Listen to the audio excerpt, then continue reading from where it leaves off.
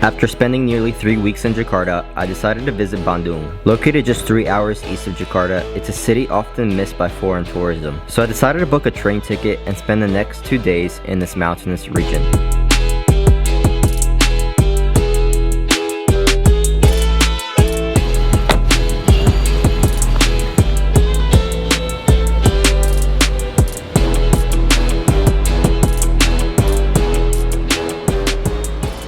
You know it's early when McDonald's isn't even open yet. It's that early.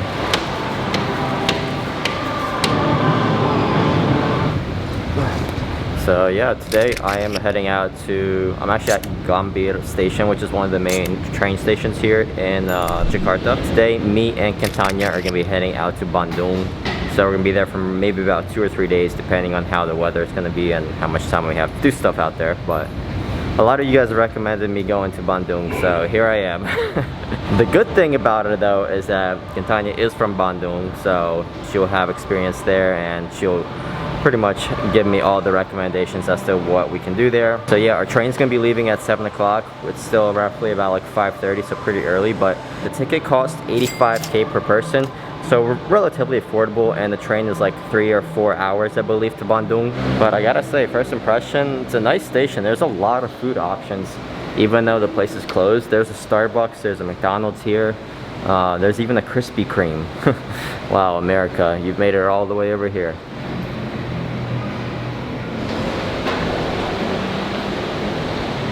You finally made it. Okay, so how do you do it? Just gonna scan the barcode. Okay. Oh. It's like a fancy check-in. Fancy check-in. Yeah. Yeah, kind of. Oh wow. This is yours. That's it. That's it. That was easy. Getting the ticket was actually relatively easy. You just scan your barcode that you get and then you print it off at the machine. So this is what the ticket looks like. Now we gotta get our G-nose test, which is a new test I've never taken. Indonesia has a new type of COVID-19 test. It's called the G-nose test, which is basically like it tests for the aerosols out of your mouth, from what I've read online. It tests for organic volatile compounds is what it tests for. And it's pretty much immediate from what I know, and 92% effective. So it's not testing for the virus itself. It's actually testing for the compound that the person emits when they have COVID-19. So it tests really for the symptoms. And that's probably going to be the new way they're going to be testing here in Indonesia, here on trains and possibly on airplanes.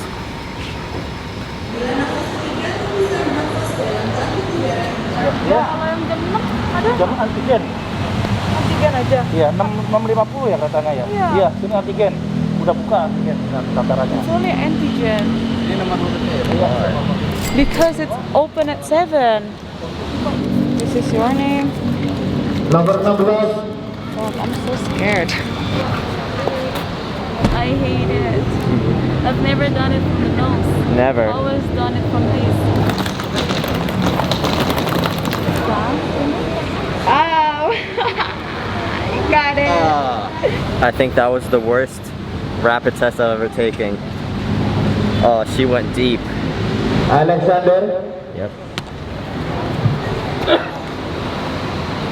Quintania. Where's my...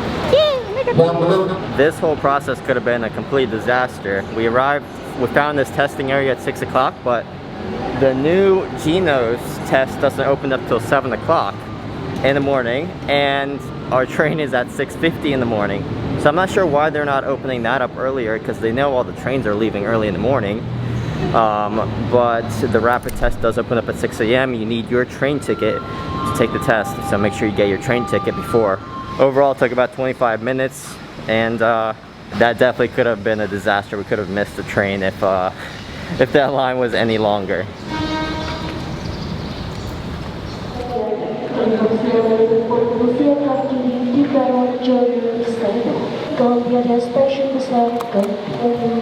Argo Palingan nanti jalur 1 ya? 1. Keretanya baru mau masuk. Kayak beli bagian depan.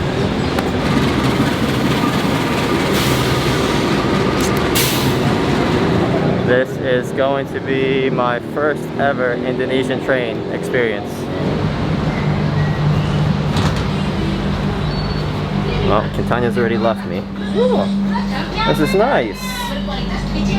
Very nice.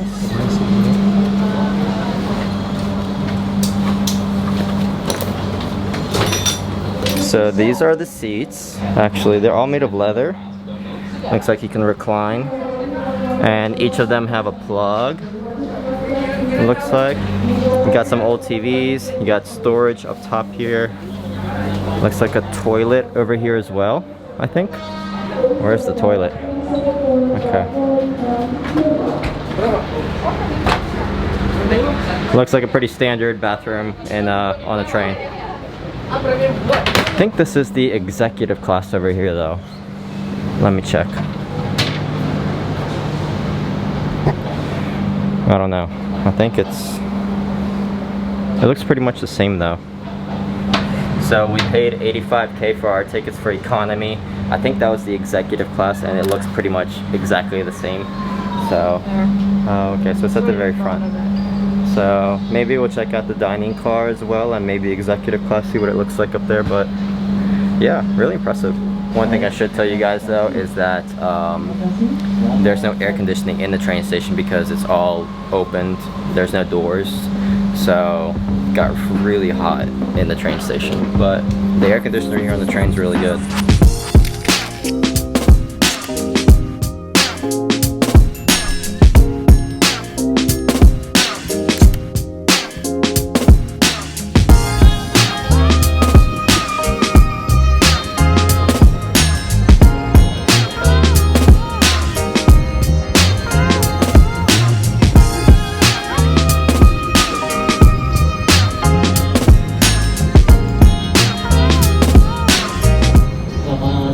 Pelanggan yang kami hormati, PT Kargo Parayangan. The exit is on the left side. The train is on the direction of our arrival. It's so bright out. So we've left the train station and meeting up with the guy dropping off our motorbike. So we've organized that. Cost of the motorbike was about 100K for one day. A little expensive, but he's dropping it off for us and picking it up at the hotel when we're finished with it. So 100K for the day ain't too bad. We'll see what condition the bike's gonna be in, but overall, wonderful experience on my very first Indonesian train.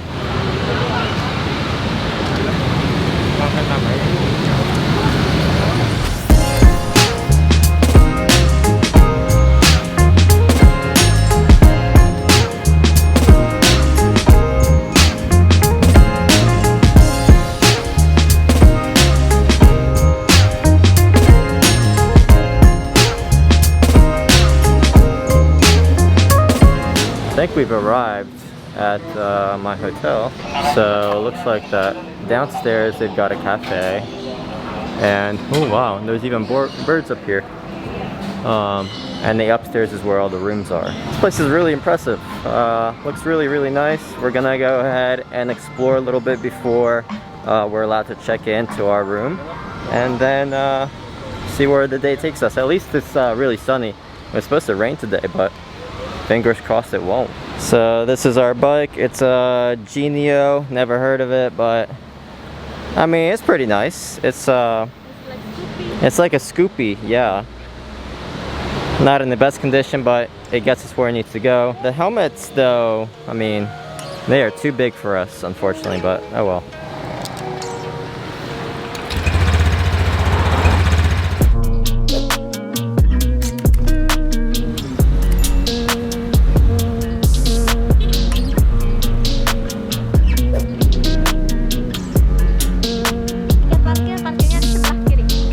This is the floating market. Honestly, I have absolutely no expectations for this place, so we'll see how it goes. And first thing I noticed about Bandung though is the elevation's a lot higher, so it's a lot cooler out. It's hot right now because the sun's out, but it's definitely cooler than Jakarta, that's for sure.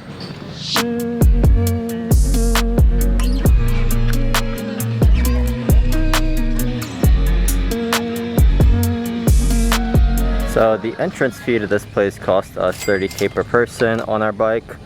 And then if you want to do the boats as well, it costs another 25 to 35K depending on how long you want it. And which boat you wanna? Yeah, which boat, of course. I mean, yeah, you pretty much pay an entrance fee to get in here and then walk around. And if you want to buy food, if you want to do any of the extra things, you obviously have to pay an extra charge. So we're at the floating market. This whole line is just little tiny boats, and they're all lined up selling different kinds of foods, Indonesian foods specifically. There's really no floating markets on the other side though. The food's pretty affordable. It's about 10-15K depending on what you want. Kentanya's got some lumpia basah, so we're gonna go ahead and try that, and maybe one or two other dishes as a snack. Here at the floating market, this is the currency. It's not rupiah. So you have to exchange rupiah into these like monopoly tokens, and basically you can't refund them. So you basically have to spend every single one. Everything here is pretty affordable. We've spent so far about 30K, 40K. You basically exchange all your money at these little kiosk booths next to us, and you go out and you can purchase the food. Okay, so this is your currency here. Wow. We are rich.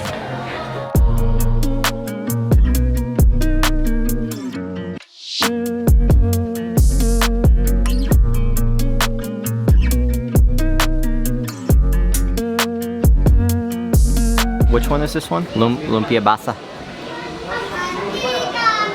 A little sambal kicked in right now. So yeah, it's got eggs, bean sprouts. That's all I can really taste, bean sprouts and eggs. That's really it, yeah. All right, and this one is, what is it? Seblak.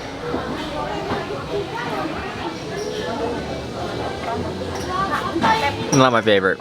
It's galang. Galangal. It's a very it tasted like it's fermented. It's the aftertaste I don't like. But this one is actually really good. I like that one. So this is called pisang goreng. It's basically fried bananas. On this one they put cheese and brown sugar on top. The bananas were huge, and this one is really sweet. It's really good.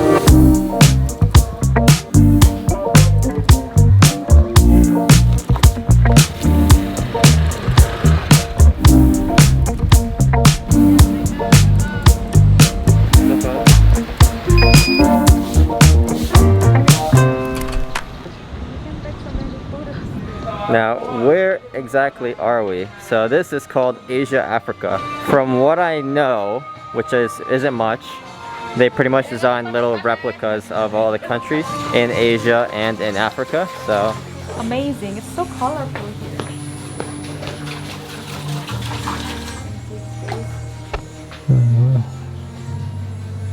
Interesting. So this is a different way of exploring museums, I guess, and they've redesigned this into like little miniature countries, which is awesome. Wow.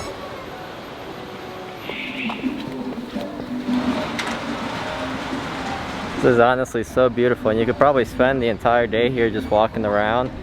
I mean, I think there's stuff even up on the hill, and they've got a little gondola going up and down, and restaurants down below, but Gonna rain soon. wow, that was a loud one. As you can hear, there's a thunderstorm coming, so not sure how much time we'll be able to spend here before it starts raining on us. So this place is called India's Pink City. Let's see why it's called that. Oh wow.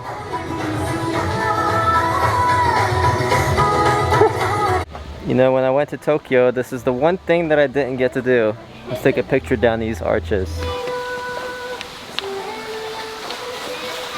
Well, before it starts to pour on us, we're gonna get on the bike and head to our hotel before we start getting poured on. By the way, guys, this place costs 50K per person. So for those of you interested in coming here, 50K. And I believe that 50K goes towards the vouchers. Yeah?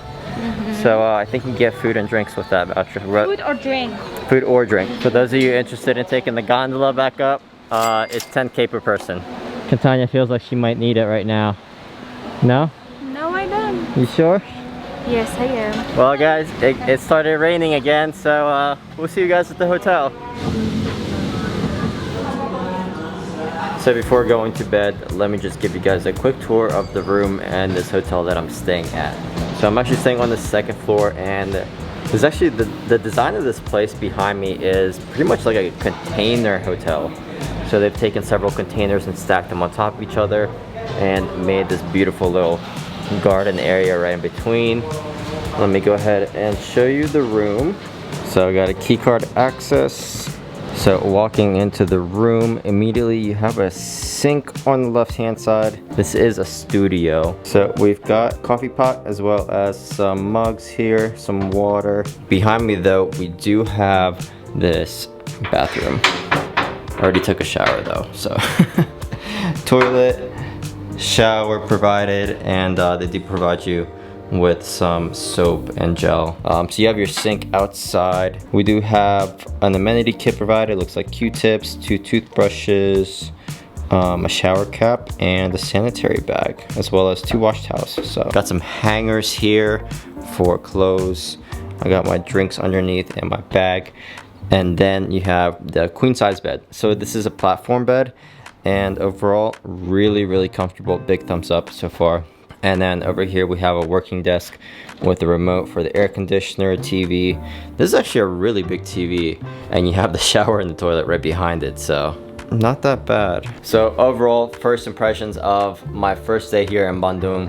The train ride was actually really comfortable. Just from Jakarta to Bandung, we took the regular economy class instead of the executive because they're pretty much the same.